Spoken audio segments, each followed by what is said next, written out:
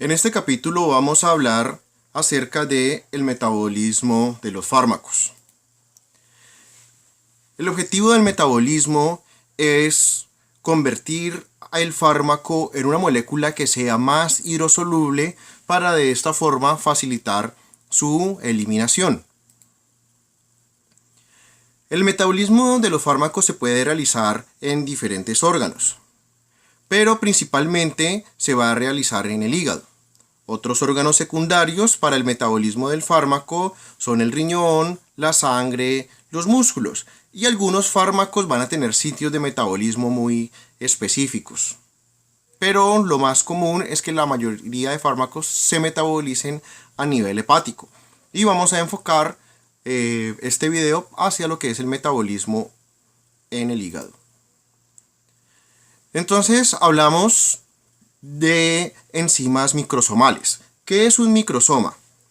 Entonces, cuando se toma el tejido hepático, el tejido del hígado, y se hace un homogeneizado de ese tejido, se macera ese tejido, esto se puede someter a altas velocidades de centrifugación, y entonces vamos a tener una separación y vamos a separar lo que es el líquido, el agua, de las organelas.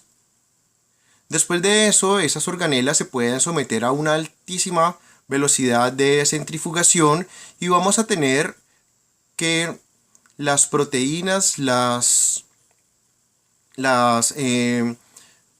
enzimas van a estar en la parte inferior del túbulo donde se hizo la filtración, y a esas enzimas, ¿sí?, que van a estar en unas micelas, es a lo que se le llama microsomas, y esas enzimas que están dentro de los microsomas son las que están encargadas de hacer el metabolismo. Entonces tenemos principalmente lo que es el citocromo P450. Esto es un complejo grande de enzimas, de los cuales hay diversas familias que son las que están encargadas de hacer el metabolismo de los medicamentos. La sigla internacional para los citocromos es CYP y viene seguido de un número, una letra y un número, ¿sí? Por ejemplo, decir citocromo, ¿sí?, 3A4. Esa es la forma como se catalogan los citocromos.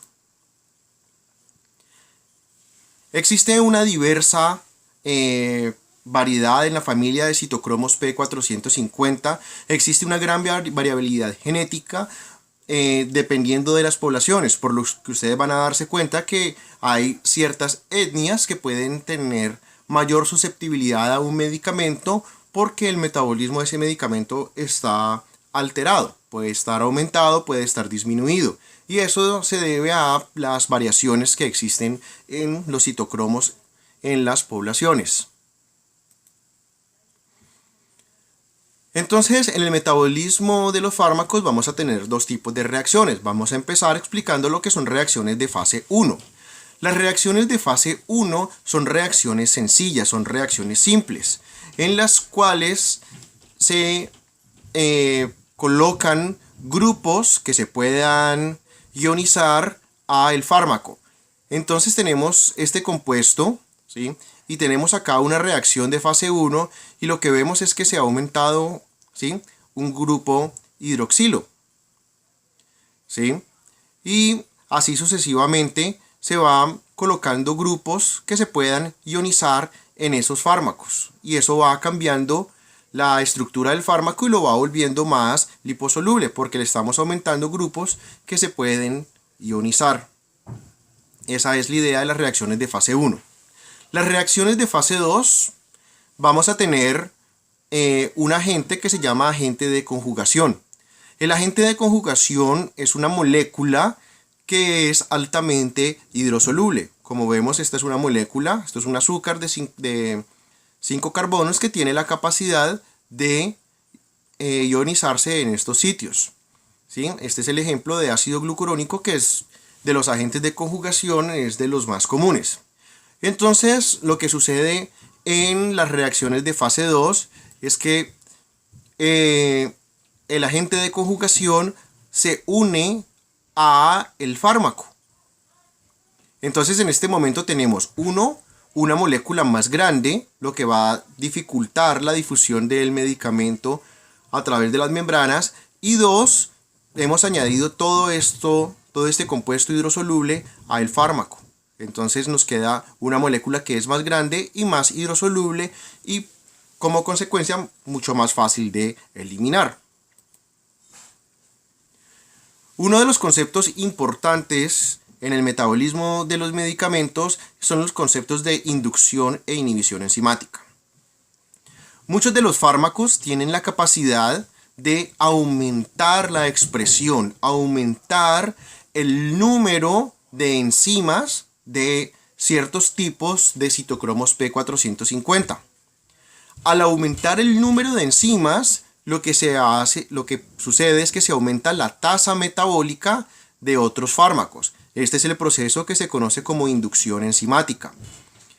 Si se aumenta la tasa de metabolismo de otros fármacos, lo que estamos consiguiendo es que se disminuya la biodisponibilidad del segundo fármaco. Y eso nos va a producir que haya menos fármaco disponible para producir el efecto. Fármacos que son inductores enzimáticos, el grupo característico son los anticonvulsivantes, ¿sí? La fenitoína, la carbamazepina, el fenobarbital, ¿sí? Son medicamentos que son inductores enzimáticos, pero no son los únicos. Tenemos rifampicina, que es un antibiótico que se utiliza para tuberculosis, etanol, que es la sustancia que viene en las bebidas alcohólicas, y omeprazol, que es un medicamento antiácido. Entre otros, la lista de medicamentos inductores enzimáticos es bastante amplia. Inhibición enzimática es todo lo contrario a inducción enzimática. Es cuando el fármaco disminuye el número de citocromos P450, disminuye el número de enzimas. Entonces, si hay menos enzimas, se aumenta la cantidad de los otros fármacos, porque como hay menos enzimas, el otro fármaco no se está metabolizando. Entonces eso nos lleva a que haya un aumento en la cantidad del segundo fármaco, lo que nos puede producir efectos indeseables por exceso del otro fármaco. Tenemos de los fármacos que pertenecen a este grupo de inhibidores enzimáticos, comúnmente usados, los inhibidores selectivos de la recaptura de serotonina son antidepresivos. Todos los antidepresivos de este grupo, menos el citalopram y el escitalopram, son inhibidores enzimáticos. Los antibióticos macrólidos, como la citromicina, la claritromicina, diltiazem, nifedipino, que son bloqueadores de canales de calcio, atorvastatina, que es un medicamento frecuentemente usado para controlar colesterol, y algunas de las benzodiazepinas también tienen efecto de inhibición enzimático. Igual, esta es una lista bastante extensa de medicamentos. Estos solamente son unos ejemplos de medicamentos que son bastante comunes en la práctica. Tenemos factores que pueden modificar el metabolismo. Como hemos visto, la mayoría de fármacos se metabolizan a nivel hepático. Entonces, cuando hay enfermedades hepáticas como cirrosis, hepatitis, esto puede afectar el metabolismo de los fármacos. La edad, ¿sí? Los extremos en las edades, o sea, los que son los niños o las personas ancianas, tienen un proceso metabólico disminuido. Cuando hay estados de desnutrición. Cuando hay estados de desnutrición, la cantidad de proteínas que hay está disminuido. Como sabemos, las enzimas son proteínas, entonces la cantidad de enzimas disponibles para hacer el metabolismo de los fármacos estará disminuida y eso nos altera el metabolismo. El sexo, ¿sí? Diferencias en género para ciertos fármacos pueden alterar el metabolismo de los fármacos, y las razas o etnias, como explicamos anteriormente, hay una gran diversidad y un polimorfismo genético en los genes que codifican para los citocromos, y eso produce que haya diferencias metabólicas entre poblaciones.